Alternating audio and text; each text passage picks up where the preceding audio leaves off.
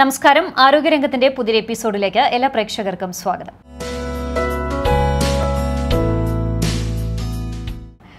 ഇന്ന് നമ്മുടെ കുട്ടികളിൽ ഏറ്റവും കൂടുതൽ കാണപ്പെടുന്ന ഒരു പ്രശ്നമാണ് പഠനവൈകല്യം. എന്തുകൊണ്ടാണ് പഠനവൈകല്യം സംഭവിക്കുന്നത്? അതിൽ നിന്ന് എങ്ങനെ കുട്ടികളെ തിരിച്ചു കൊണ്ടുവരാം എന്നതിനെക്കുറിച്ചാണ് ഇന്ന് ആരോഗ്യരംഗം ചർച്ച ചെയ്യുന്നത്. പഠനവൈകല്യങ്ങളും പരിഹാരമാർഗങ്ങളും എന്ന വിഷയത്തെക്കുറിച്ച് ഇന്ന് നമ്മളോട് സംസാരിക്കുന്നത് Ayyanthole VJ Ikigai centre for counselling തെറാപ്പിയിലെ സൈക്കോളജിസ്റ്റ് മിനി. മാം നമസ്കാരം, ആരോഗ്യരംഗത്തിലേക്ക് സ്വാഗതം. മാം, ഇന്ന് പല കുട്ടികളിലും പഠനവൈകല്യം വലിയൊരു പ്രശ്നമായിട്ട് മാറുകയാണ്. അപ്പോൾ പഠനവൈകല്യം എന്ന് കണ്ടെത്താൻ പോലും ചിലപ്പോൾ നമുക്ക് പ്രയാസമുണ്ടാവും. അപ്പോൾ എന്താണ് പഠനവൈകല്യം? അതിൽ നിന്ന് നമുക്ക് തുടങ്ങാം. പഠനവൈകല്യം എന്ന് പറയുന്നത് ഒരു വ്യക്തിയുടെ സുഗമമായിട്ടുള്ള പഠനം നമ്മുടെ ജീവിതത്തിൽ ഉടനീളം ആവശ്യകരമായിട്ടുള്ള ഒരു പ്രക്രിയയാണ്. അപ്പോൾ ഒരു വ്യക്തിയുടെ സുഗമമായ പഠനത്തിന് തടസ്സം നിൽക്കുന്ന ഒരു മസ്തിഷ്ക വ്യതിയാനം ആണ് പഠനവൈകല്യം. അങ്ങനെ പറയുമ്പോൾ അത് ഉൾക്കൊള്ളാൻ ഒരല്പം ബുദ്ധിമുട്ടുണ്ടായിരിക്കും. അതായത് നമ്മളുടെ പഠനം നടക്കുന്നത് പല കാര്യങ്ങളിൽ കൂടെയാണ്. നമ്മൾ നിത്യജീവിതത്തിൽ കാണുന്നതും കേൾക്കുന്നതും അറിയുന്നതും മനസ്സിലാക്കുന്നതും എല്ലാം പഠനങ്ങളാണ്. ഇവിടെയൊക്കെ സുഗമമായിട്ടുള്ള ഒരു ലയനം അത് ചില വ്യക്തികളിൽ അത് ബുദ്ധിമുട്ടാവും. ആ ഒരു അവസ്ഥയാണ് നമ്മൾ പഠനവൈകല്യം എന്നതുകൊണ്ട് ഉദ്ദേശിക്കുന്നത്. അപ്പോൾ ഇന്ന് ഒരുപാട് കുട്ടികളിൽ പഠനവൈകല്യം കണ്ടുവരുന്നുണ്ട്. അതിന് കാരണങ്ങളുണ്ട്. അപ്പോൾ അതിൽ പ്രധാനമായിട്ട് വരുന്നത് പഠനവൈകല്യത്തിന് എല്ലാവർക്കും ഒരേ രീതിയിലല്ല പഠനവൈകല്യം കാണുന്നത്. മെയിനായിട്ടും പഠനവൈകല്യം 5 തരത്തിലാണ് ഉള്ളത്. അപ്പോൾ അത് ഡിസ്ലെക്സിയ എന്ന് പറയുന്ന ഒരവസ്ഥയുണ്ട്. അപ്പോൾ അത് എന്താണെന്ന് വെച്ച് കഴിഞ്ഞാൽ നമുക്ക് വായിക്കാനുള്ള ബുദ്ധിമുട്ട് അത് ഉള്ള കുട്ടികളിലാണ് ഈ ഒരു ബുദ്ധിമുട്ട് കൂടുതലായിട്ടും കണ്ടുവരുന്നത്. അപ്പോൾ ഈ ഒരു ഡിസ്ലെക്സിയ ഉള്ള വ്യക്തികൾക്ക് വായിക്കാനായിട്ട്, അതായത് ഇപ്പോൾ നമ്മളുടെ മലയാളം അക്ഷരങ്ങൾ എടുക്കുകയാണെങ്കിൽ അതിൽ ഇപ്പോൾ ത എന്ന് പറയുന്ന ഒരു അക്ഷരം കൂടുതലായിട്ട് ഇവർ ഉപയോഗിക്കും. അതായത് യാ എന്നുള്ള കോൺസെപ്റ്റാണ് ഇവർക്ക് താല് വരുന്നത്. അപ്പോൾ എവിടെയൊക്കെ യാ എന്ന് എഴുതിയിട്ടുണ്ട് അവിടെയൊക്കെ ഇവർ താന്ന് വായിക്കും. എവിടെയൊക്കെയാണ് താ കെടുക്കുന്നത് അവിടെയൊക്കെ യാ എന്ന് വായിക്കാനുള്ള ഒരു പ്രവണത. അതുപോലെ ഇപ്പോൾ നമ്മളിപ്പോൾ മൂന്ന് ഉള്ള ഒരു സ്പെല്ലിങ് ആ കുട്ടിയെ പഠിപ്പിക്കുകയാണെങ്കിൽ കുട്ടി എഴുതുന്നത് ആദ്യം N ഇട്ടിട്ട് OOM എന്ന് എഴുതും. ലാസ്റ്റിലേക്ക് അങ്ങനെ വരാനുള്ള ഒരു പ്രവണതയുണ്ട്. പിന്നെ അതുപോലെ അടുത്തൊരു കാറ്റഗറി ഓഫ് പഠനവൈകല്യ ലേണിംഗ് ഡിസബിലിറ്റിയാണ് ഡിസ്ഗ്രാഫിയ എന്ന് പറയുന്നത്. അതായത് അത് എഴുത്തിലാണ് കൂടുതൽ പ്രദർശിപ്പിക്കുക. അപ്പോൾ എഴുതുന്ന സമയത്ത് പല അക്ഷരങ്ങളും, ഇപ്പോൾ മലയാളത്തിലുള്ള ക എന്നുള്ള അക്ഷരം എഴുതുകയാണെങ്കിൽ അത് തല തിരിച്ച് എഴുതുക എന്നുള്ളൊരു പ്രവണതയുണ്ട്. പിന്നെ അതുപോലെ ഇപ്പോൾ പി എന്നുള്ള അക്ഷരം 9 എന്നുള്ള അക്കത്തിന് പകരമായിട്ട് ഉപയോഗിക്കുക. അതുപോലെ സ്മോൾ ലെറ്ററിൽ വരുന്ന ബി അത് പലപ്പോഴും പിക്ക് പകരമായിട്ടും 9ന് പകരമായിട്ടും കുട്ടികൾ എഴുതാനുള്ളൊരു പ്രവണതയുണ്ട്. പിന്നെ അതുപോലെ തന്നെ ഇപ്പോൾ ക്യാപിറ്റൽ ലെറ്ററിൽ L എഴുതുന്ന ചില സമയങ്ങളിൽ Lന് പകരമായിട്ട് ഇത്തരത്തിലുള്ള കുട്ടികൾ അക്കം 7 എന്നുള്ള അക്കം എഴുതാനുള്ള ഒരു പ്രവണത കാണിക്കും. പിന്നെ അതുപോലെ ഇവരുടെ പലപ്പോഴും ഉച്ചാരണത്തിൽ കാക്കി പകരം ത ഉപയോഗിക്കാൻ, അതായത് തത്ത എന്ന് പറയുന്ന ഒരു വാക്ക് ഉച്ചരിക്കണമെങ്കിൽ ഇവർ ചില സമയത്ത് ക പറയാനതിന് അതിൻ്റെ പകരമായിട്ട് ത എന്ന് പറയും. അപ്പോൾ നമ്മൾ മനസ്സിലാക്കും ഇത് തത്ത എന്നാണ് പറഞ്ഞതെന്ന്. പക്ഷേ കുട്ടി ഉദ്ദേശിക്കുന്നത് കാക്കേനെയായിരിക്കും. അങ്ങനെ ഇവരിൽ പ്രകടമായിട്ടുള്ള വ്യത്യാസങ്ങളാണ് ഡിസ്ഗ്രാഫിയയിൽ കാണിക്കുന്നത്. പിന്നെ വേറൊരു തരത്തിലുള്ള ഒരു പഠനവൈകല്യമാണ് ഡിസ്കാൽക്കുലിയ എന്ന് പറയുന്നത്. അത് കൂടുതലും ഗണിത സംബന്ധമായിട്ടുള്ള ഒരു പഠനവൈകല്യമാണ്. അപ്പോൾ അതിൽ നമ്മൾ ഗണിതത്തിൽ ചെയ്യുന്ന സങ്കലനം, വ്യവകലനം, അതുപോലെ ഗുണനം, ഹരണം, ഇത്തരത്തിലുള്ള 4 ചതുഷ്ക്രിയകൾ പരസ്പരം മാറിപ്പോകുന്ന ഒരവസ്ഥ. അതായത് നമ്മൾ സങ്കലനം അതിൻ്റെ ആ ഒരു സിമ്പല് ഇത് ഇടുന്നതിന് പകരം പ്ലസ് എന്നുള്ള മാർക്ക് ഇടുന്നതിന് പകരം കുട്ടി മൾട്ടിപ്ലിക്കേഷൻ്റെ ചിഹ്നം ഇടാനുള്ള ഒരു പ്രവണത. അപ്പോൾ ടോട്ടലി എല്ലാം കുട്ടിക്ക് കൺഫ്യൂസ്ഡ് ആവും. പിന്നെ അതുപോലെ ഹരണത്തിൻ്റെ ആ ഒരു ക്രിയ നമ്മൾ വ്യവകലനത്തിൻ്റെ മൈനസ് എന്നുള്ള ചിഹ്നം ഉപയോഗിക്കാനുള്ള ഒരു പ്രവണത. അപ്പോൾ ഈ ചതുഷ്ക്രിയകൾ 4ഉം ഒരു കുട്ടിക്ക് അങ്ങോട്ടും ഇങ്ങോട്ടും മാറും. അപ്പോൾ മൊത്തത്തിലുള്ള പഠനം വളരെ കോംപ്ലക്സ് ആയിട്ട് മാറും. അപ്പോൾ സുഗമമായിട്ടുള്ള ഒരു പഠനം സാധ്യമാവാത്ത ഒരവസ്ഥ വരും. പിന്നെ അതുപോലെ ഇപ്പോൾ ഓഡിറ്ററി പ്രോസസ്സിങ് ഡിസോർഡർ വരും. അതായത് ഇപ്പോൾ നമ്മൾ കേൾക്കുന്ന സൗണ്ട്, അപ്പോൾ അത് ചെറിയ കുട്ടികളിലാണ് നമുക്ക് പെട്ടെന്ന് തിരിച്ചറിയാൻ പറ്റും. ഇപ്പോൾ ഒരു നായ കുരയ്ക്കുന്ന ഒരു ശബ്ദം കേൾക്കുകയാണെങ്കിൽ ആ കുട്ടി അത് തിരിച്ചായിരിക്കും അത് പൂച്ചയാന്ന് പറയും. അങ്ങനത്തെ ഒരു അവസ്ഥ വരും കുട്ടികളിൽ. പിന്നെ അപ്പോൾ അവർക്ക് ഈ വളർച്ചയുടെ ഓരോ ഘട്ടങ്ങളിലും, അതായത് ഓരോ ഡെവലപ്മെൻ്റൽ സ്റ്റേജിലും ഇവർക്കത് ഓരോന്നും സൗണ്ട് കേട്ട് ഒരു കാര്യം മനസ്സിലാക്കാനുള്ള കഴിവ് നഷ്ടപ്പെടും. പിന്നെ അതുപോലെ വിഷ്വൽ പ്രോസസ്സിങ് ഡിസോർഡർ അതാണ് അടുത്ത ഒരു കാറ്റഗറി ഓഫ് പഠന വൈകല്യം. അപ്പോൾ അതിൽ എന്താണെന്ന് വെച്ച് കഴിഞ്ഞാൽ നമ്മുടെ ചുറ്റുപാട്, നമ്മുടെ പ്രകൃതിയിൽ നിന്ന് നമ്മൾ ദിവസം കാണുന്നതും കേൾക്കുന്നതുമായിട്ടുള്ള കാര്യങ്ങളെക്കുറിച്ച് നമുക്ക് മനസ്സിലാവും. പക്ഷേ ഇത്തരം പഠന വൈകല്യമുള്ള വ്യക്തികളിൽ ഈ ഒരു അവസ്ഥ നടക്കില്ല. അവർക്ക് നമ്മൾ ചുറ്റുപാടിൽ നിന്നും, അതായത് നമ്മുടെ ചുറ്റിൽ നിന്നുമാണ് നമ്മൾ ഏറ്റവും കൂടുതൽ പഠിക്കുന്നത്. പുസ്തകങ്ങളിൽ നിന്നും അതുപോലെ അധ്യാപകരിൽ നിന്നൊക്കെ പഠിക്കുന്നതിൽ കൂടുതൽ നമ്മുടെ ചുറ്റുപാടിൽ നിന്നാണ് പഠിക്കുന്നത്. അപ്പോൾ ഈ ചുറ്റുപാടിൽ നിന്നും പഠനം അവർക്ക് അസാധ്യമായിട്ട് വരും. അപ്പോൾ അങ്ങനെയുള്ള സമയത്തും മൊത്തം അറിവിൻ്റെ പ്രോസസ്സിങ് വളരെ കുറഞ്ഞു വരും. അങ്ങനെ ഒരു ബുദ്ധിമുട്ട്. അങ്ങനെ 5 തരത്തിലാണ് പഠന വൈകല്യം ഓരോ വ്യക്തികളിലും കാണുന്നത്. ഈ 5 തരത്തിലുള്ള പഠന വൈകല്യം മൊത്തം ഒരു വ്യക്തിയിൽ തന്നെ കാണപ്പെടണം എന്നില്ല. ഓരോരുത്തർക്ക് പ്രത്യേക തരത്തിലുള്ള വൈകല്യങ്ങളായിരിക്കും പ്രകടമാവുന്നത്. അങ്ങനെയാണ്. ഇപ്പോൾ പലപ്പോഴും ചെറിയ കുട്ടികളെ പഠിപ്പിക്കുമ്പോൾ, ഇപ്പോൾ നേരത്തെ മാം സൂചിപ്പിച്ച പോലെ തന്നെ പി എഴുതേണ്ടടുത്ത് 9 എഴുതണു, അല്ലെങ്കിൽ എൽ എഴുതേണ്ടടുത്ത് 7 എന്ന് എഴുതണു. അപ്പോൾ സാധാരണ അത് പേരൻസിനെ സംബന്ധിച്ചിടത്തോളം അത് അവർ തെറ്റിച്ചെഴുതുകയാണ് എന്നുള്ള ഒരു കൺസെപ്റ്റാണ്. അത് കുട്ടികളുടെ പഠന വൈകല്യമാണ് എന്ന് പലപ്പോഴും പേരൻസ് തിരിച്ചറിയുന്നില്ല. നമുക്കിത് കുട്ടികളുടെ പ്രശ്നമല്ല, അവർക്ക് ഇത്തരത്തിലുള്ള ഒരു ബുദ്ധിമുട്ടുള്ളത് കൊണ്ടാണ്. അത് നമുക്ക് മനസ്സിലാക്കാനായിട്ട് എങ്ങനെയാണ് സാധിക്കുക? കുട്ടികളിലുള്ള പഠന വൈകല്യങ്ങൾ തിരിച്ചറിയണമെങ്കിൽ നല്ലൊരു ഹെൽത്തി പാരൻറ്റിങ് നടക്കണം. ഹെൽത്തി പാരൻറ്റിങ് എന്ന് പറഞ്ഞു കഴിഞ്ഞാൽ നമ്മൾ അവർക്ക് ഒരുപാട് സാധനങ്ങൾ വാങ്ങിച്ചു കൊടുക്കുന്നു, ഒരുപാട് ഫെസിലിറ്റീസ് ഉണ്ടാക്കി കൊടുക്കുന്നതിലപ്പുറം നമ്മൾ നല്ലൊരു കീൻ ഒബ്സർവേഷൻ, വ്യക്തമായ നിരീക്ഷണം കുട്ടികളിൽ ഉണ്ടാവണം. അപ്പോൾ മാത്രമാണ് കുട്ടികളിൽ ഇന്ന പോലെയുള്ള വൈകല്യങ്ങൾ ഉണ്ടാകുന്നുണ്ടോ എന്ന് മനസ്സിലാവുള്ളൂ. അത് ഈ പഠന വൈകല്യം ഇപ്പോൾ നോർമൽ സ്റ്റേജിൽ ഇപ്പോൾ തിരിച്ചറിയുന്നത് LKG UKG ക്ലാസ്സുകളിൽ എത്തുമ്പോഴാണ് കുട്ടിയിൽ പഠന വൈകല്യം ഉണ്ടോ എന്ന് തിരിച്ചറിയുന്നത്. പക്ഷേ നല്ല ഒരു ഒബ്സർവേഷൻ ഉള്ള പാരൻസ് ആണെങ്കിൽ അവർക്ക് ഒരു ഡെവലപ്മെൻ്റൽ സ്റ്റേജ് ആയിട്ടുള്ള ഒരു 2 വയസ്സ് ഒക്കെ തുടങ്ങിയിട്ട് കുട്ടികളിലുള്ള പഠന വൈകല്യം തിരിച്ചറിയാൻ പറ്റും. കാരണം കണ്ടും കേട്ടും ഉള്ള പ്രതികരണങ്ങൾ കുറയും കുട്ടികളിൽ. അപ്പോൾ മനസ്സിലാക്കണം കുട്ടിക്ക് പഠന വൈകല്യമുണ്ട്. അപ്പോൾ ഏർലി സ്റ്റേജിൽ തന്നെ അതിനുള്ള പരിഹാര മാർഗങ്ങൾ ചെയ്തു കഴിഞ്ഞാൽ കുട്ടി സ്കൂൾ ആ ഒരു അറ്റ്മോസ്ഫിയറിൽ നല്ല രീതിയിൽ ഓക്കെ ആയിട്ട് പോകാൻ പറ്റും. പലപ്പോഴും പേരൻസ് ഇത് ചെറിയ കുട്ടികളായതുകൊണ്ട് തന്നെ ഒരു പരിധി കഴിഞ്ഞാൽ ഇത് സ്വയം മാറും, അല്ലെങ്കിൽ അത് മാറ്റിയെടുക്കാൻ കഴിയും എന്ന് വിചാരിച്ച് അത് ഒരു പ്രശ്നമാണ് എന്നുള്ള ധാരണ മാറ്റിക്കൊണ്ട് അതേ രീതിയിൽ തുടർന്നു കൊണ്ടുപോകുന്നവരുണ്ട്. അപ്പോൾ മാം, അത്തരത്തിൽ അങ്ങനെ നമ്മൾക്ക് മനസ്സിലായി കഴിഞ്ഞാൽ അത് മറ്റൊരാളുടെ സഹായം കൊണ്ട് കുട്ടിയെ തിരിച്ചു കൊണ്ടുവരാനുള്ള ഒരു അറ്റംപ്റ്റ് ഉണ്ടാകേണ്ടതുണ്ടോ? തീർച്ചയായിട്ടും. നമ്മളുടെ ഇപ്പോൾ ഒരു പാരൻറ്റിങ്ങിൽ കുട്ടികൾക്ക് എന്തെങ്കിലും തരത്തിലുള്ള വൈകല്യങ്ങൾ, അതിപ്പോൾ പഠന വൈകല്യമാവാം, അല്ലെങ്കിൽ സംസാരിക്കാനുള്ള വൈകല്യമായിരിക്കാം, ഇതെല്ലാം നമ്മുടെ ഒരു നോർമൽ ഇന്ത്യൻ പാരൻറ്റിങ്ങിൽ ഇതെല്ലാം ഗ്രാജുവലി മാറിക്കോളും, കുറച്ച് വലുതാവട്ടെ അപ്പോൾ മാറിക്കോളും എന്നുള്ള ഒരു കോൺസെപ്റ്റ് തന്നെയാണ് എല്ലാ ഫാമിലീസും ഇപ്പോൾ വെച്ചുകൊണ്ടിരിക്കുന്നത്. ചിലർ നമ്മൾ പറയില്ലേ കുറച്ചും കൂടി ടോപ്പ് ലെവലിൽ ചിന്തിക്കുന്ന പാരൻസും ഉണ്ട്, ഇല്ല എന്നില്ല. അപ്പോൾ അവർ കുറച്ചും കൂടി അഡ്വാൻസ്ഡ് ആയിട്ട് ഇതെല്ലാം തിരിച്ചറിഞ്ഞ് അതിനുവേണ്ട പ്രതിവിധികൾ ചെയ്യും. ഒരിക്കലും പഠന വൈകല്യം ഇത്തരത്തിലുള്ള പ്രശ്നങ്ങൾ ഒരു കുട്ടിക്കുണ്ടെങ്കിൽ വളർച്ചയുടെ ഘട്ടത്തിൽ അത് നോർമലായി പരിഹരിക്കപ്പെടും എന്നുള്ള ധാരണ തെറ്റാണ്. അതെപ്പോഴും ഒരു വൈദ്യസഹായത്തോടു കൂടി മാത്രമേ നമുക്കത് പരിഹരിച്ചു കൊണ്ടുപോകാനായിട്ട് പറ്റുള്ളൂ.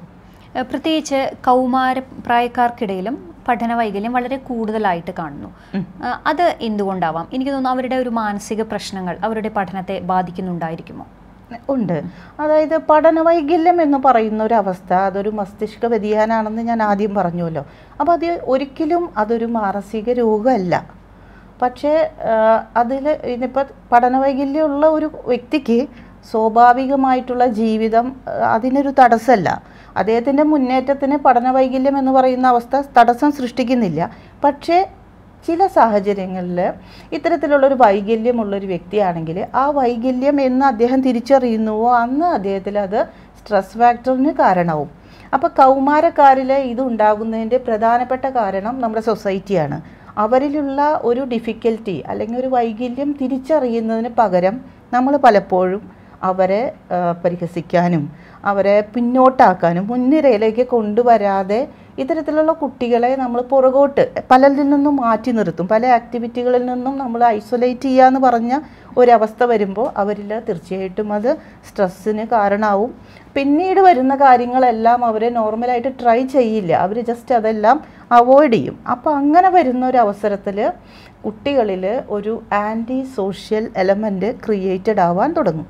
അപ്പം അങ്ങനെ ഉള്ള നമ്മൾ പറയില്ലേ പല കുട്ടികളും എന്തുകൊണ്ടാണ് ചില പ്രശ്നങ്ങൾ ഉണ്ടാകുന്ന കുട്ടികൾ പഠിക്കുന്നില്ല. അപ്പോൾ ചിലർ പറയും ഇത് പഠനത്തിലും മുൻനിരയിലല്ല, എന്നാൽ മറ്റുള്ള കാര്യങ്ങളിലൊക്കെ വളരെ മോശം ക്യാരക്ടറാണ്. അത് ഇങ്ങനെ ഒരു പ്രതിസന്ധി നേരിടുമ്പോഴാണ് കുട്ടികളിൽ ഈ ഒരു ആൻറ്റി സോഷ്യലായിട്ടുള്ളൊരു തോട്ട് വരുന്നത്. അപ്പോൾ അത് ഏർലി സ്റ്റേജിൽ തിരിച്ചറിയേണ്ടത് വളരെ അത്യാവശ്യമാണ്. ഇന്ന് ഇപ്പോൾ പല സ്കൂളുകളിലും പഠന വൈകല്യത്തിന് സ്പെഷ്യൽ എഡ്യൂക്കേറ്റേഴ്സിൻ്റെയും അതുപോലെ തെറാപ്പിസ്റ്റിൻ്റെയും ഒക്കെ സേവനം ലഭ്യമാകുന്നുണ്ട്. പക്ഷേ അത് കൂടുതലും എഫക്റ്റീവ് ആകണമെങ്കിൽ പാരൻസും അതുപോലെ ടീച്ചേഴ്സും മുൻകൈ എടുക്കണം. മറ്റൊന്ന് മാം, പലപ്പോഴും പാരൻസ് പറയാൻ ഒരുപാട് നേരം കുട്ടിയിരുന്ന് പഠിക്കുന്നുണ്ട്, പക്ഷേ എക്സാമിൻ്റെ സമയത്ത് പഠിച്ചത് ഓർമ്മിച്ച് എഴുതാനുള്ള ബുദ്ധിമുട്ട് അത് പല കുട്ടികളിലും നേരിടുന്ന ഒരു വലിയൊരു പ്രശ്നമാണ്. അതൊരു പഠന വൈകല്യത്തിൻ്റെ ഭാഗമാണോ? അതെ, അതാണ് ഞാൻ പറഞ്ഞത്. ഓഡിറ്ററി പ്രോസസ്സിങ് ഡിഫിക്കൽറ്റി അതുപോലെ വിഷ്വൽ പ്രോസസ്സിങ് ഡിഫിക്കൽറ്റി അതിൻ്റെ ഇഫക്റ്റാണത്. കാരണം കുട്ടി ഒരുപാട് വായിക്കുന്നു, അവിടെ ഓഡിറ്ററി പ്രോസസ്സിംഗ് ആണ് നടക്കുന്നത്. അത് ബുക്ക് നോക്കി വായിക്കുമ്പോഴും അതുപോലെ ക്ലാസ്സിൽ ശ്രദ്ധിക്കുമ്പോഴും വിഷ്വൽ പ്രോസസ്സിംഗ് ആണ് നടക്കുന്നത്. ഇത് രണ്ടിലും ഈ കുട്ടിക്ക് ഡിഫിക്കൽറ്റി ഉണ്ടെങ്കിൽ എത്ര വായിച്ചാലും എത്ര ബുക്കിൽ നോക്കിയാലും എത്ര ക്ലാസ്സിൽ ശ്രദ്ധിച്ചാലും ഇവർക്ക് ആ പഠനത്തിൻ്റെ ആ ഒരു ഫ്ലോ കിട്ടില്ല. അതിൻ്റെ ഭാഗമായിട്ട് തന്നെ ക്വസ്റ്റ്യൻ പേപ്പർ കിട്ടുമ്പോൾ ഇവരുടെ ഈ വൈകല്യം കൂടുതൽ പ്രകടമാവും. അവർക്ക് ഓരോ ക്വസ്റ്റ്യനും എങ്ങനെ ആൻസർ ചെയ്യണം എന്നുള്ള രീതി അവർക്കറിയില്ല. അതുപോലെ തന്നെ ഈ വിഷ്വൽ പ്രോസസ്സിംഗ് ഡിഫിക്കൽറ്റി ഉള്ള കുട്ടികളിൽ ടൈം മാനേജ്മെൻറ്റ് ഒരിക്കലും സാധ്യമാവില്ല. അപ്പോൾ അവർക്ക് ഇപ്പോൾ 2 മണിക്കൂറാണ് ഒരു എക്സാം എന്നുണ്ടെങ്കിൽ 2 മണിക്കൂറിൻ്റെ ഉള്ളിൽ അതിൽ കൊടുത്തിട്ടുള്ള ക്വസ്റ്റ്യൻസ് കംപ്ലീറ്റ് ചെയ്യാൻ പറ്റില്ല. അത് വലിയൊരു ബുദ്ധിമുട്ടാണ്. അതുകൊണ്ടാണ് പല കുട്ടികളിലും ഇങ്ങനൊരു അവസ്ഥ ഉണ്ടാകുന്നത്. എത്ര പഠിച്ചിട്ടും എന്തെല്ലാം കോച്ചിങ് കൊടുത്തിട്ടും എക്സാമിൽ പെർഫോം ചെയ്യാൻ പറ്റുന്നില്ല എന്നുള്ളൊരവസ്ഥ. ഒരു എക്സാമിനെ സമീപിക്കുമ്പോൾ കുട്ടികളിലെ അമിതമായിട്ടുള്ള ഭയം എങ്ങനെയാണ്? കാരണം അതുവരെ എത്ര കുട്ടികൾ പഠിച്ചാലും ആ ഒരു പരീക്ഷാ സമയത്ത് പരീക്ഷ എഴുതാൻ അല്ലെങ്കിൽ പരീക്ഷാ ചോദ്യങ്ങളെ കുട്ടികൾ ഭയപ്പെടുന്ന ഒരു സാഹചര്യം ഉണ്ടാവാറുണ്ട്. ആ ഒരു സമയത്ത് കുട്ടികൾ പഠിച്ചു പോകുന്നതെല്ലാം മറന്നു പോകുന്നു. അത്തരത്തിലൊരു ഭയം ഒഴിവാക്കാൻ എന്ത് നമുക്ക് ചെയ്യാൻ സാധിക്കും? അത് കൂടുതലായിട്ടും നമ്മൾ കുട്ടികളിൽ പരീക്ഷാ ഭയം ഉണ്ടാക്കരുത്. കുട്ടികളിൽ നമ്മൾ ആത്മവിശ്വാസമാണ് ഉണ്ടാക്കേണ്ടത്. പല ആളുകളും ഇപ്പോൾ ചെയ്യുന്നത് അങ്ങനെയല്ല. പരീക്ഷയ്ക്ക് മാർക്ക് വാങ്ങിക്കണം എന്നുള്ള ഒരു വളരെ വലിയ ഒരു പ്രഷർ കൊടുക്കുകയാണ് കുട്ടികൾക്ക്.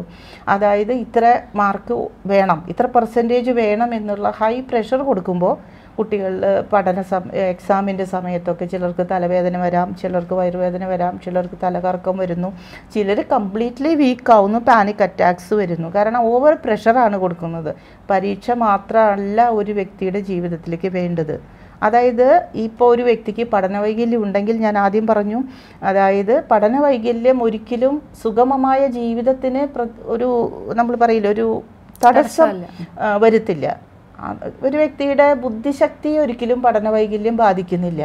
അദ്ദേഹത്തിൻ്റെ പഠന അന്തരീക്ഷങ്ങൾ പഠന നിലവാരത്തിലാണ്. പക്ഷേ എല്ലാവർക്കും പഠിച്ചാൽ മാത്രമേ ജീവിതത്തിൽ വിജയം വരുത്താൻ പറ്റുള്ളൂ എന്നുള്ളൊരു ഘട്ടമില്ല. പക്ഷേ നന്നായി പഠിക്കുമ്പോൾ നമ്മളിൽ സ്വാഭാവികമായിട്ടും ആത്മവിശ്വാസം കൗമാരത്തിലും അതുപോലെ ഏർലി ചൈൽഡ്ഹുഡിലൊക്കെ അവർക്കൊരു ആത്മവിശ്വാസം സെൽഫ് കോൺഫിഡൻസ് ഒക്കെ വരുത്താൻ പഠന നിലവാരം ഉയർത്തുന്നത് നല്ലതായിരിക്കും. പക്ഷേ പഠന വൈകല്യം ഒരിക്കലും ബുദ്ധിശക്തിയെ ബാധിക്കുന്നില്ല. അവർക്കും ജീവിതത്തിൽ വിജയം കണ്ടെത്താം. നമ്മൾ ഇന്ന് ഉദ്ദേശിക്കുന്ന വളരെ ഫേമസ് ആയിട്ടുള്ള ആളുകൾക്ക് എല്ലാം തന്നെ പഠന വൈകല്യം ഉണ്ടായിരുന്നു. അതായത് ഇപ്പോൾ ആൽബർട്ട് ഐൻസ്റ്റീൻ അദ്ദേഹത്തിൻ്റെ അത്ര ഒരുപാട് കണ്ടുപിടുത്തങ്ങൾ നടത്തിയിട്ടുള്ള സയൻറ്റിസ്റ്റുകളില്ല. പക്ഷേ അദ്ദേഹത്തിന് ഡിസ്ലെക്സിയ എന്ന് പറയുന്ന രോഗം ഉണ്ടായിരുന്നു. അതുപോലെ എഡിസിൻ, അദ്ദേഹമാണ് ഇന്ന് ലോകത്തിൽ വെച്ച് ഏറ്റവും അധികം സയൻറ്റിഫിക് ആയിട്ടുള്ള ഇൻവെൻഷൻസ് നടത്തിയിട്ടുള്ളത്. പക്ഷേ അദ്ദേഹവും ഒരു ഡിസ്ലെക്സിയ പേഷ്യൻ്റ് ആയിരുന്നു. പിന്നെ അതുപോലെ തന്നെ നമ്മളിപ്പം ഈ പ്രഗത്ഭനായിട്ടുള്ള ചിത്രകാരൻ ലിയനാർഡോ ഡാവിൻസിക്ക് ഡിസ്ലെക്സിയ ആയിരുന്നു. പക്ഷെ ഇവരൊക്കെ ജീവിതത്തിൽ വിജയം കണ്ടെത്തിയിട്ടുണ്ട്. അതുപോലെ ഇപ്പോൾ നമ്മൾ American president John F Kennedy, അദ്ദേഹം വളരെ പേരെടുത്തിട്ടുള്ള ഒരു പ്രസിഡൻ്റാണ്. പക്ഷേ അദ്ദേഹവും ഒരു ഡിസ്ലെക്സിയ പേഷ്യൻ്റ് ആയിരുന്നു. ഇനി നമ്മുടെ ഒരു ഇന്ത്യൻ കോൺസെപ്റ്റിലേക്ക് എടുക്കുകയാണെങ്കിൽ നമ്മളെ ഫേമസ് ആയിട്ടുള്ള ആക്ടേഴ്സ് ഋത്തിക് റോഷൻ, അദ്ദേഹം ഹൈലി ഡിസ്ലെക്സിയ പേഷ്യൻ്റാണ്. അതുപോലെ അഭിഷേക് ബച്ചൻ, ഇവരെല്ലാം ഈ ഒരു പഠന വൈകല്യം ഉള്ള ആളുകളാണ്. എന്നാൽ അവരെല്ലാം ജീവിത വിജയം കണ്ടെത്തിയിട്ടുണ്ടല്ലോ, അവരെല്ലാം വേൾഡ് ഫേമസ് അല്ലേ. അപ്പോൾ അതുകൊണ്ടാണ് പറയുന്നത് പഠന വൈകല്യം എന്നുള്ള ഒരു അവസ്ഥ ഒരിക്കലും ഒരു വ്യക്തിയുടെ ബുദ്ധിശക്തിയെ ബാധിക്കുന്നില്ല. പിന്നെ അനാവശ്യമായിട്ടുള്ള സ്ട്രെസ് ഫാക്ടറുകളും പ്രഷറുകളും കൊച്ചു പ്രായത്തിൽ കൊടുക്കുന്നത് നമ്മൾ പാരൻസും അതുപോലെ അധ്യാപകരും വളരെയധികം ശ്രദ്ധിക്കണം.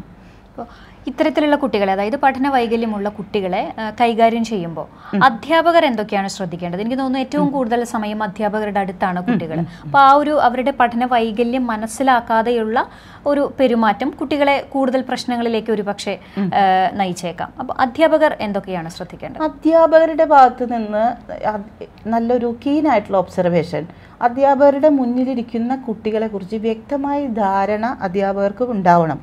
അത് ഏത് ഏരിയയിലാണ് ഈ കുട്ടി വീക്കായിട്ടുള്ളത്, ഏത് ഏരിയയിലാണ് കുട്ടിക്ക് സ്ട്രെങ്ത് ഉള്ളത് എന്ന് ആദ്യം തിരിച്ചറിയണം. അപ്പോൾ ചെറിയ ക്ലാസ്സുകളിലാണ് പഠന വൈകല്യം പെട്ടെന്ന് പ്രകടമാവുന്നത്. അപ്പോൾ അത് തിരിച്ചറിഞ്ഞ് പാരൻസിനെയും അതുപോലെയുള്ള ആളുകളെയും അറിയിച്ച്, അതുപോലെ തന്നെ ഇപ്പോൾ ഇന്ന് BRCയുടെ സേവനം ലഭ്യമാണ്. മിക്ക സ്കൂളുകളിലും സ്പെഷ്യൽ എഡ്യൂക്കേറ്റേഴ്സ് ഉണ്ട്, തെറാപ്പിസ്റ്റുകളുണ്ട്. അപ്പോൾ ഒരു വിസിറ്റ് അല്ലെങ്കിൽ ഒരു അപ്പോയിൻമെൻറ്റ് അവിടെ പ്ലാൻ ചെയ്ത്, അപ്പോൾ അധ്യാപകരും അതിൽ സന്നിഹിതരാവണം. അപ്പോൾ അധ്യാപകർക്ക് മാത്രമാണ് ക്ലാസ് റൂമിലെ കുട്ടിയുടെ ബിഹേവിയർ എന്താണ്, ഓരോ പ്രശ്നത്തിനും കുട്ടി എങ്ങനെ പ്രതികരിക്കുന്നു എന്നുള്ളത് തെറാപ്പിസ്റ്റിനെ ധരിപ്പിക്കാൻ പറ്റുള്ളൂ. അതൊരിക്കലും രക്ഷിതാക്കൾക്ക് പറ്റില്ല. അപ്പം അങ്ങനെയുള്ള ചില സെഷൻസിൽ അധ്യാപകർ അവിടെ പ്രസൻ്റ് ആവണം. അപ്പോഴാണ് ഒരു തെറാപ്പിസ്റ്റിന് കറക്റ്റായിട്ടുള്ള ഡീറ്റെയിൽസ് കിട്ടുള്ളൂ. അതനുസരിച്ചാണ് ഇതിനുള്ള പ്രതിവിധികൾ ചെയ്ത് കുട്ടിയെ സുഖപ്പെടുത്താൻ പറ്റുള്ളൂ.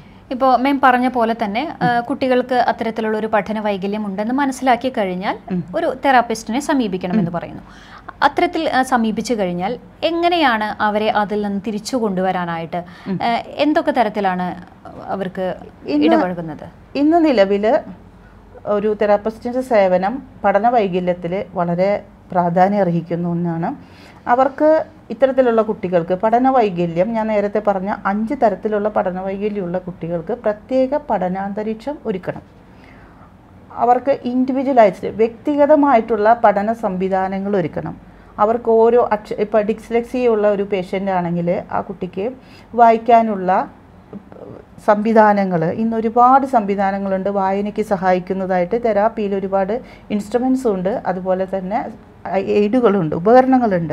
അപ്പോൾ അതെല്ലാം വെച്ച് ഈ കുട്ടിയെ വായിക്കാനായിട്ട് പ്രാപ്തരാക്കണം. ഓരോ അക്ഷരങ്ങളും ഇന്ന കോൺസെപ്റ്റാണ് ഓരോ അക്ഷരത്തിലും കാണുന്നത് എന്ന് കുട്ടിയെ തിരിച്ചറിയണം. അതൊരിക്കലും ഒരു ഷോർട്ട് ടേം പ്രൊസീജിയർ അല്ല, അത് സമയബന്ധിതമായി മാത്രമേ ഈ ഒരു അവസ്ഥയിൽ നിന്ന് കുട്ടിയെ വിടുതലാക്കി കൊണ്ടുവരാൻ പറ്റുള്ളൂ. പിന്നെ അതുപോലെ ഇവർക്ക് സമയദൈർഘ്യം കൊടുക്കണം. ഇപ്പോൾ ഒരു വർക്ക് ഇത്ര സമയത്തിൻ്റെ ഉള്ളിൽ ചെയ്തു തീർക്കേണ്ടത് പഠനവൈകല്യമുള്ള കുട്ടിക്ക് അതിൽ നിന്നും കുറച്ചും കൂടെ സമയം കൊടുക്കണം. പിന്നെ അതുപോലെ തന്നെ വ്യക്തിഗത പരിശീലനങ്ങൾ, അത് IEP എന്ന് പറയും, ഇൻഡിവിജ്വലൈസ്ഡ് എഡ്യൂക്കേഷണൽ പ്രോഗ്രാം. ഇത് നമ്മുടെ ഗവൺമെൻറ്റിൻ്റെ കീഴിലും അതുപോലെ ഉള്ള എല്ലാ സ്കൂളുകളുടെ കീഴിലും ഇത് നടക്കുന്നുണ്ട്. അപ്പോൾ അത്തരത്തിലുള്ള സേവനങ്ങൾ വ്യക്തമായിട്ട് ഉപയോഗിക്കണം. അത് ഇന്ന് ഞാൻ ഇപ്പോൾ എൻ്റെ ഒരു എക്സ്പീരിയൻസിൽ നിന്ന് പറയുകയാണെങ്കിൽ പല രക്ഷിതാക്കൾക്കും തങ്ങളുടെ കുട്ടികൾക്ക് ഇത്തരത്തിലുള്ള പ്രശ്നങ്ങളുണ്ട് എന്ന് തുറന്നു പറയാനായിട്ട് ബുദ്ധിമുട്ടാണ്. അതുകൊണ്ട് തന്നെ ഇത്തരത്തിലുള്ള സേവനങ്ങൾ പല കുട്ടികൾക്കും നഷ്ടപ്പെടുകയാണ്. അപ്പോൾ ഇൻഡിവിജ്വലൈസ്ഡ് ലേണിംഗ് പ്രൊസീജിയറിലെല്ലാം തന്നെ കുട്ടിയുടെ ഓഡിറ്ററി അതുപോലെ വിഷ്വലായിട്ടുള്ള ആക്ടിവിറ്റീസിനെ ബൂസ്റ്റ് ചെയ്യാനുള്ള ഒരുപാട് ടെക്നിക്സ് ഇന്ന് അവൈലബിൾ ആണ്. പഠന വൈകല്യം പൂർണ്ണമായിട്ട് മാറ്റിയെടുക്കാവുന്ന ഒരു പ്രശ്നമാണോ? അതെ, വ്യക്തമായിട്ടുള്ള ചികിത്സാവിധി, അതായത് തെറാപ്പി സെഷനിൽ കൂടെയും ഈ ലേണിംഗ് പ്രോഗ്രാമിൽ കൂടെയും സമയബന്ധിതമായിട്ട് ഇടപഴകുകയാണെങ്കിൽ തീർച്ചയായിട്ടും ഈ പഠന വൈകല്യം എന്ന് പറയുന്ന ഒരു അസുഖം ഭേദമാക്കാം. അവരെ മറ്റുള്ള കുട്ടികളുടെ അത്രയ്ക്കും അതേ നിലവാരത്തിലേക്ക് എത്തിക്കാനായിട്ട് സാധിക്കും. ഇപ്പോൾ ഇത്രയും പ്രഗത്ഭരായ വ്യക്തികൾക്കെല്ലാം തന്നെ അവരുടെ കാലഘട്ടങ്ങളിൽ നിലവിലിരുന്നിരുന്ന എല്ലാ പഠന വൈകല്യത്തിനുള്ള പരിഹാരങ്ങൾ അവർക്ക് ലഭിച്ചിരുന്നു.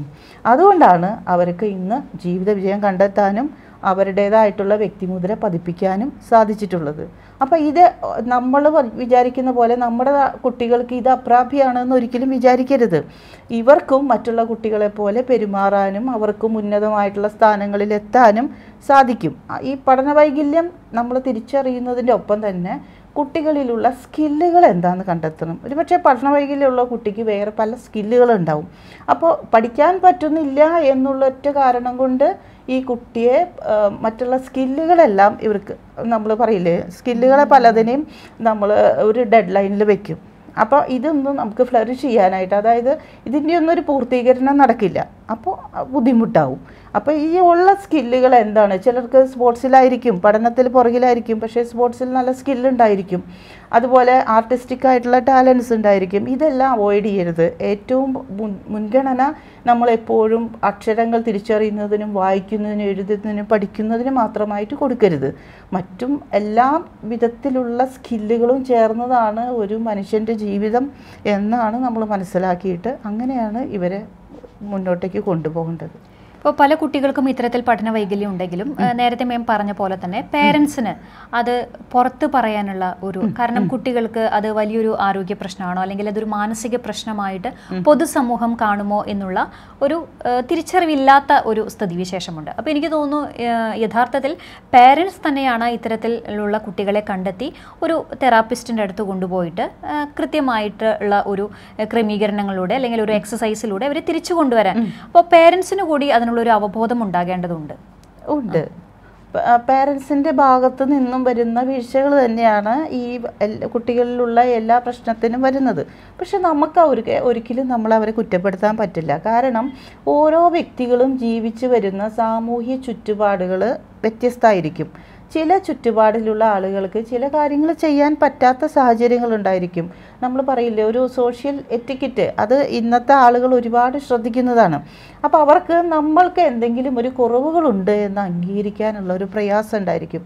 ഇപ്പോൾ നമ്മൾ ഈ കുട്ടിയുടെ പാരൻസിനെ മാത്രം നമ്മൾ പറഞ്ഞിട്ട് കാര്യമില്ല. കാരണം അവരുടെ ഫാമിലി, ഹോൾ ഫാമിലി എഗെയിൻസ്റ്റ് ആണ്. അവർക്ക് താല്പര്യമില്ലെങ്കിൽ ഈ പാരൻസിനൊന്നും ചെയ്യാൻ പറ്റുന്നില്ല. അപ്പം നമ്മൾ ക്ലിനിക്കിലേക്ക് വരുന്ന പല കുട്ടികളിലും കാണപ്പെടുന്നൊരവസ്ഥയാണിത്. അവർക്ക് ഇത്തരത്തിലുള്ള കുട്ടികളുണ്ട് എന്നുള്ള അത് നമ്മൾ സമൂഹത്തിൽ ഒരു കുറവായിട്ട് അവർ കാണുന്നു.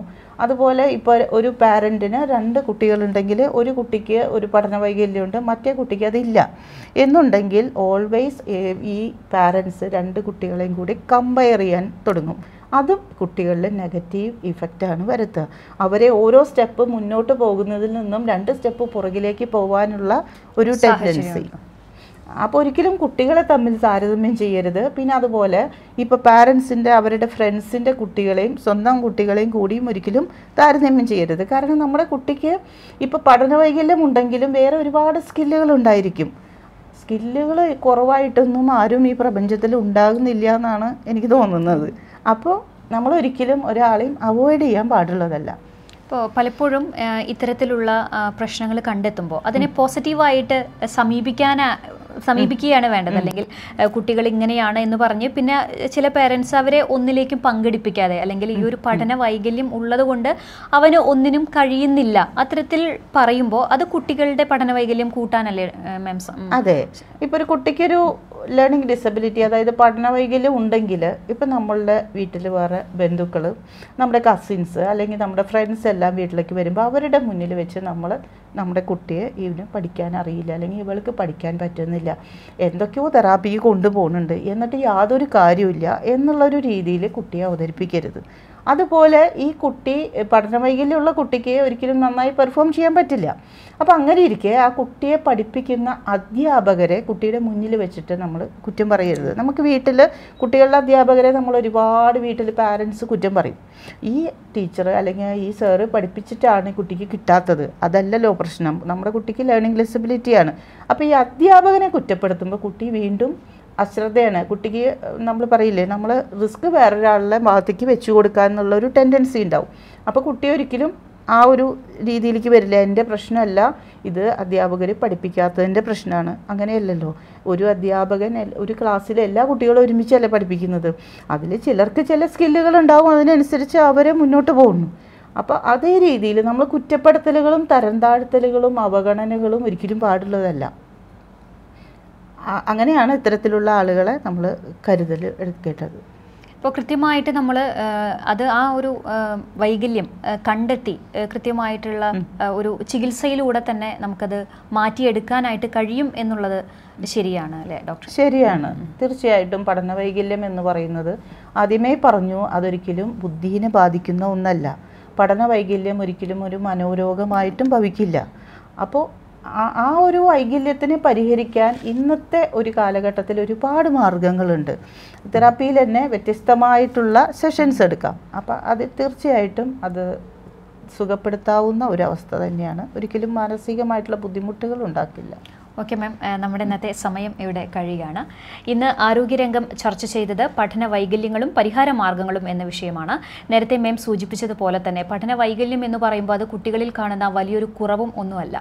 കൃത്യമായിട്ടുള്ള ഒരു ചികിത്സയിലൂടെ അത് മാറ്റിയെടുക്കാൻ പറ്റാവുന്ന ഒന്നാണ്. അത് മനസ്സിലാക്കേണ്ടത് സ്വന്തം പേരൻസ് ആണ്. കാരണം കുട്ടികളുടെ ചെറിയ പ്രശ്നങ്ങൾ കാണുമ്പോൾ തന്നെ അത് കൃത്യമായിട്ട് ഒരു തെറാപ്പിസ്റ്റിനെ കണ്ട് മനസ്സിലാക്കി കുട്ടികളെ അതിൽ നിന്ന് തിരിച്ചു കൊണ്ടുവരാൻ ഏറ്റവും കൂടുതൽ ശ്രദ്ധിക്കാൻ കഴിയുന്നതും പേരൻസിന് തന്നെയാണ്. ആരോഗ്യരംഗത്തിന്റെ ഇന്നത്തെ അധ്യായം ഇവിടെ പൂർണ്ണമാവുകയാണ്. അടുത്ത അധ്യായത്തിൽ മറ്റൊരു വിഷയവുമായി വീണ്ടും കാണാം. നന്ദി, നമസ്കാരം.